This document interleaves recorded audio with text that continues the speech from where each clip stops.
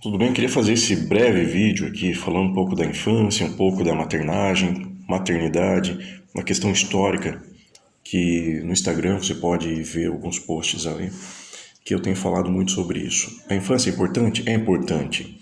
A maternagem é importante? É extremamente importante. O papel mãe, a função materna, assim como também a função paterna, o papel pai, são extremamente importantes na criação da criança.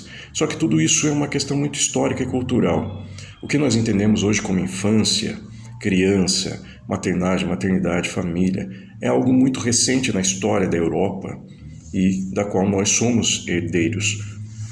A ideia da mãe, da afetividade, no século XVI, XVII, a gente vai entender, segundo alguns historiadores, que não existia toda essa afetividade que nós temos hoje. As crianças eram consideradas como adultos, viviam no meio da comunidade, não tinha a ideia da maternagem, do cuidado, da afetividade, da amamentação. E isso no século XVIII, XIX, com o advento da família burguesa, começa a surgir, porque a família burguesa é uma família que vem trazer muitas regras, trazer muito peso sobre a criação dos filhos, muita expectativa sobre o filho, muita expectativa sobre a mãe. E a mãe é colocada para dentro de casa para cuidar da questão do lar, o que isso não acontecia antes. Então começa a surgir muitas ideias. A psicanálise vem também para trazer algumas questões sobre a questão da infância, as fases da infância, a importância da afetividade. Enfim, muitas ideias começam a surgir e que começam a fazer aparecer a ideia da infância. Essa criança começa a ser afastada do mundo dos adultos e começa a ter o seu mundo particular. E isso vem e traz muitas questões sobre a infância. E a família burguesa é uma família, então, como eu disse, uma família que traz a neurose, que traz a consciência moral, que traz o superego muito rígido, castrador, o pai rígido, a autoridade, o amar era absoluto, está muito ligado à obediência absoluta aos pais. Os filhos eram colocados na dependência dos pais. A criação dos filhos começou a ser obrigação da família, sobretudo da mãe. A mãe tinha que ser perfeita porque havia uma expectativa de perfeição moral sobre o filho. O filho deveria ser um homem íntegro, moral, ético, dentro de uma lei muito rígida e castradora. A sexualidade era castrada. E essa mãe, então, se cobrava em ser perfeita, para que esse filho também seja perfeito. Se ele não fosse perfeito, a mãe seria culpabilizada por isso. Então a ideia do amor materno começa a surgir, do amor eterno, a mãe que ama o seu filho para sempre, filho vai ser sempre filho. Então essas ideias dogmáticas e de valores sagrados acerca da maternagem começam a surgir ali nesse período e que nós recebemos como herança. Nós recebemos muitos moldes da família burguesa.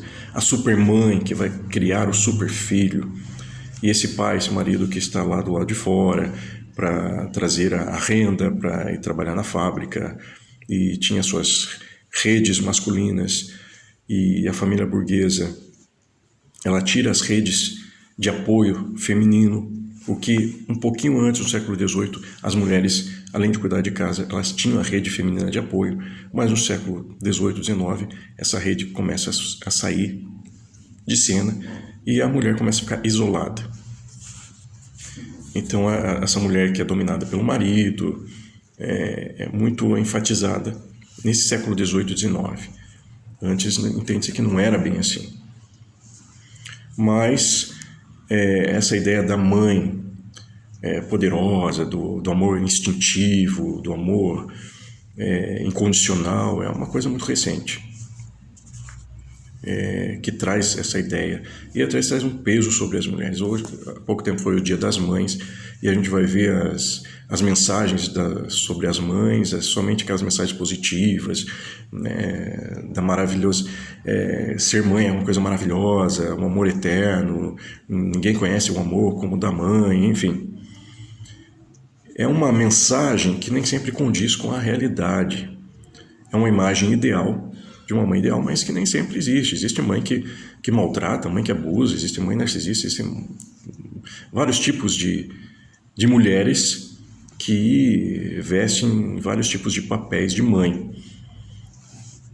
e que exercem vários tipos de maternagem.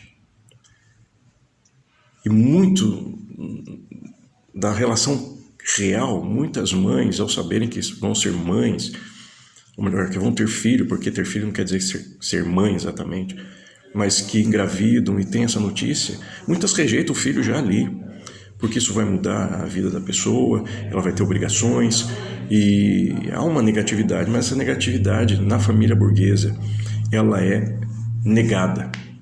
Você não pode sentir algo ruim pelo filho, você não pode sentir algo, você não pode negar a sua maternagem, você não pode negar a maternidade, você tem que amar, tem que trazer essa ideia do amor. E a burguesia tinha esse amor relacionado muito à obrigação. Até os filhos, eles tinham que amar os pais, no sentido de cumprir todas as expectativas que esses pais tinham sobre eles. Ou seja, tinham que obedecer. Obedecer aquilo que os pais falassem e quisessem sobre ele. Ele tinha que ser aquilo que os pais queriam. E esse era o tipo de amor que deveria ser dado aos pais. E se ele não amasse os pais dessa forma, seria insuportável. Nessa família que surge a ovelha negra da família, o bode expiatório, que são aqueles que não querem exatamente seguir esse molde rígido da família burguesa. E as mulheres também que não querem seguir esse molde obrigatório da maternidade, da maternagem, dessa obrigação, desse amor todo, são algumas mulheres que vão sair e ter esse movimento feminista. Um homem que começou no século XVIII, XIX, começou a questionar essa ideia também. E então surge. E daí em 1960, com o movimento hippie, o amor livre, começam a surgir outras ideias da saída desta família burguesa, das normas, das regras rígidas. E a gente vai tendo outros formatos de maternidade, outros formatos de infância, mas a gente precisa equilibrar. Tem coisas boas na família burguesa? Tem coisas boas. A gente não pode ir para outro extremo para tirar todas as regras e para tirar a ideia de mãe. Não. A gente tem que equilibrar isso, entender que mãe é importante sim, a maternagem é importante, mas tem o seu tempo. A gente tem que tirar um pouco a dogmatização do amor materno para que não se prejudique tanto os filhos, para que esse amor não seja tão eterno assim e prenda muitos filhos. Então a gente tem que equilibrar essa questão cultural, essa questão histórica acerca dessa família burguesa que vem. E equilibrar esse momento que nós estamos vivendo hoje, que é de muita liberdade, muita saída da família burguesa. Porque daí a gente quebra a ideia da consciência moral, a gente produz outros filhos para um lado mais psicose, perversão. Então, estamos num tempo de transição, precisamos equilibrar essas questões culturais, históricas acerca da família, da infância.